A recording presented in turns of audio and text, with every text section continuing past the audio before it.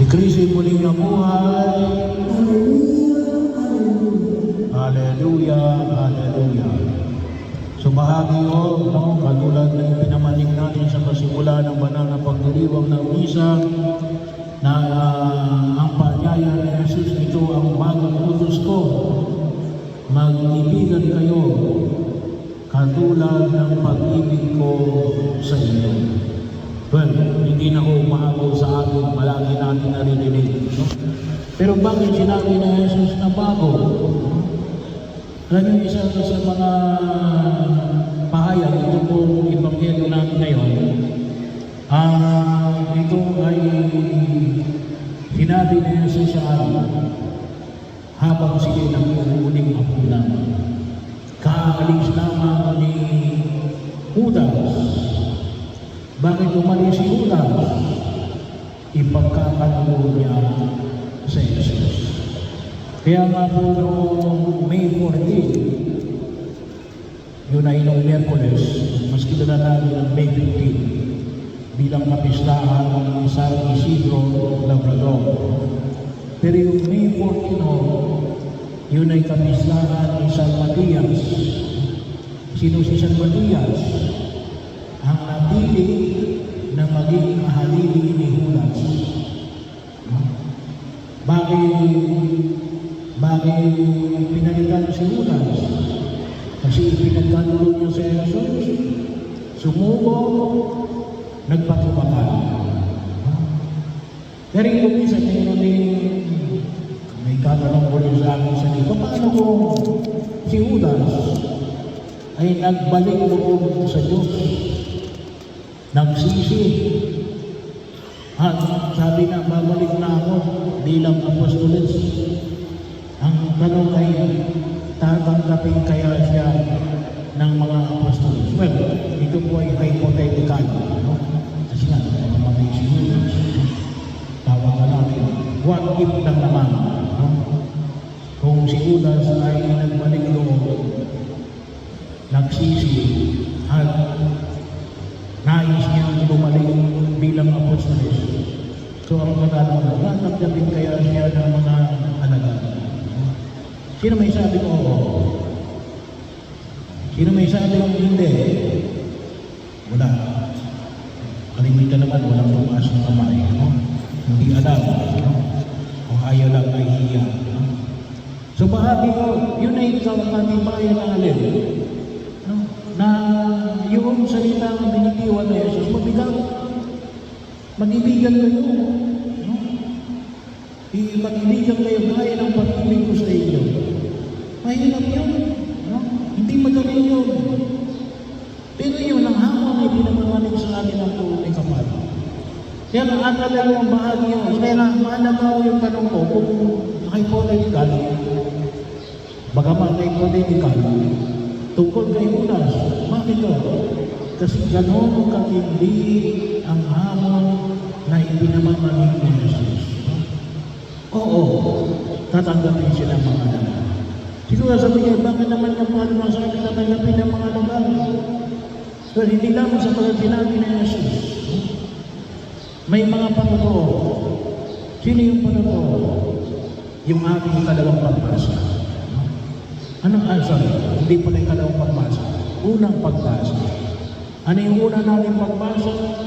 Sa aklat ng mga gawa ng mga apostoles. Sino nakita natin dito? Si San Pablo at si San Barnabas. Anong ginawa nila? Sila ay naglakbay. Saan sila naglakbay? Sa Ikonia, sa Listra, sa Pisidia, yung mga lugar na ito. Saan ba kaya yung mga lugar na ito? No?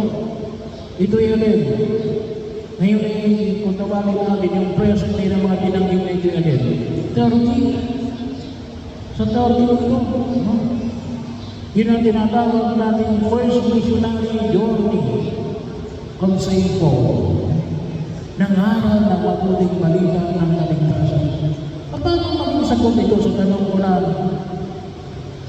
kung bumalik si Judas, tatanggapin ng mga alagad. Bakit? Sino ba si San Pablo? Si San Pablo ay yung dating si Saul. Sino ito si Saul? Bildugo ng mga Kristiyano. Mga unang Kristiyano. Hinuhuli niya yung mga unang Kristiyano. Kinakaladkad mula sa kanilang mga bahay. Pinakulong. At yung iba yun, pinabato hanggang mamatay. Kaya yung una nating martir, si San Esteban, na isang sa 7 diakono na itinalaga ng simbahan, yung una nating martir, ano yun? Binato hanggang mamatay. At kaninang iningalay ng mga Hudyo yung kanilang balaban sa paanan ni Saul. Pero yun, ang dating berdugo ay ngayon ay namamahayag ng mabuting balita ng kaligtasan. Tinanggap ng simbahan. Tinanggap ng simbahan. Kaya dito makita natin.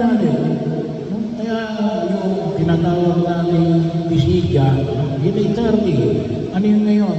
Bahagi ng Europe. Yung mga paglalakbay, pagmimisyon ni San Pablo ay umabot sa tinatawag natin Asia Minor. Ano yung tinatawag natin Asia Minor? Yung West Asia. Ang tawagin natin mga Middle East. At Europe.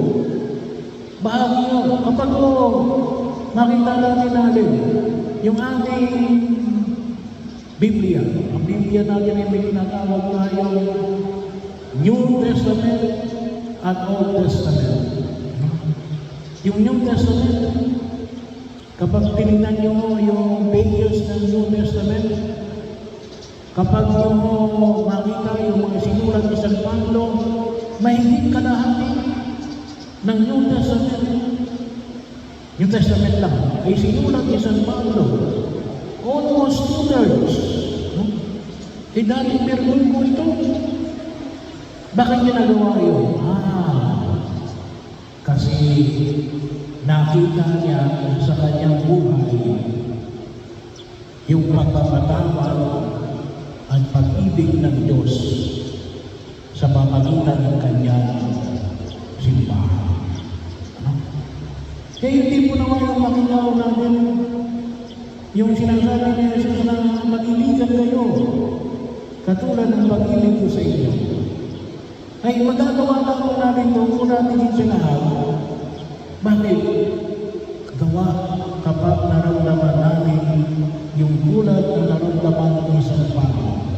Yung wagang sa tulang hanggang pag-ibig ng Diyos natin, naghandong ng kanyang sarili para iligtas tayo sa ating mga kasalanan at kapahamakan.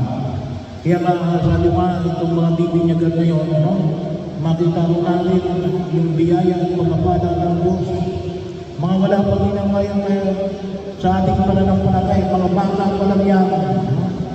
Ganun tayo kamahal ng Diyos. Kahit wala ka pang ginagawa, mamahalin ka. Kaya bahagi, pero bakit sinabing bagong utos? Yung isang utos pa rin, sa lumang tipan na yan Ba't sinabi na yan sa bagong utos? Yung utos ng lumang tipan, nakabase sa katarungan. Justice. Bakit mo gagawin yan? Bakit mo mamahalin? Bakit mo igagalang ang mga magina?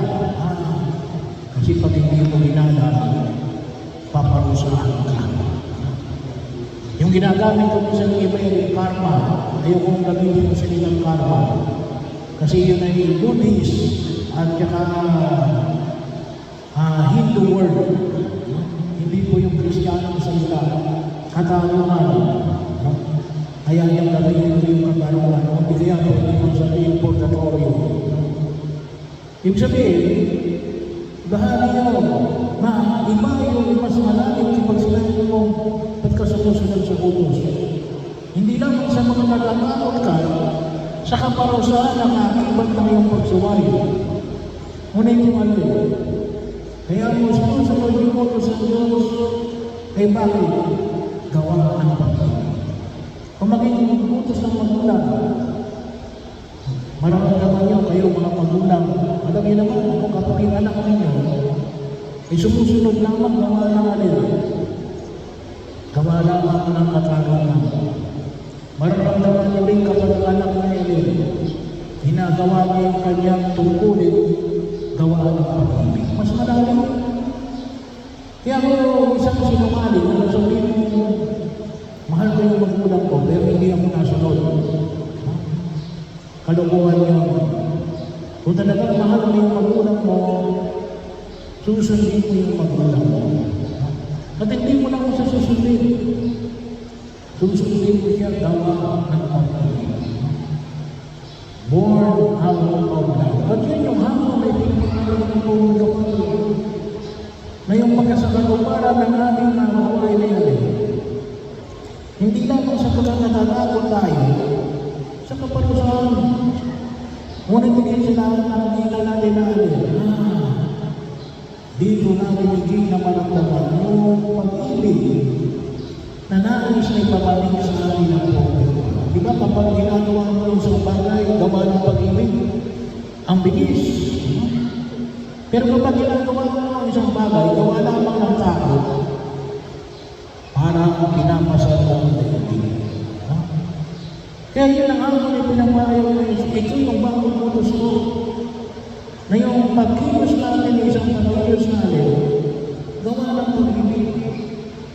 Ang mundong ginaganawa natin ngayon, puno ng galit, pag-iiganti, pagkamuhi.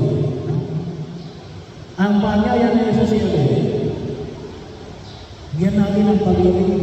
Kaya kung maraming yan ngayon bahagi ng pagkilos.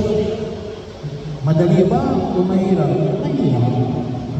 Hindi madali ang pag-ibig. Lalo-lalo na yung hamon sa akin natin. Ito ang utos ng pag-ibig. Kasi yung utos na ito siya hahandong saan? Hindi lamang sa labing bahay mo na tininis-nis ka. Ngunit nahandong saan? Doon sa mga kumakalaban sa iyo. Hahandong yun. Pero magagawa mo lang yun. Bakit? Kung nakikita mo na ikaw at naramdaman mo na ikaw ay iniibig ng Diyos.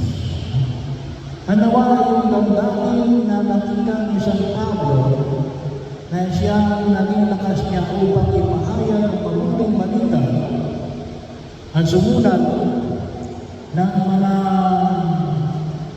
mabubuting balita ay nawa ay maramdaman din natin.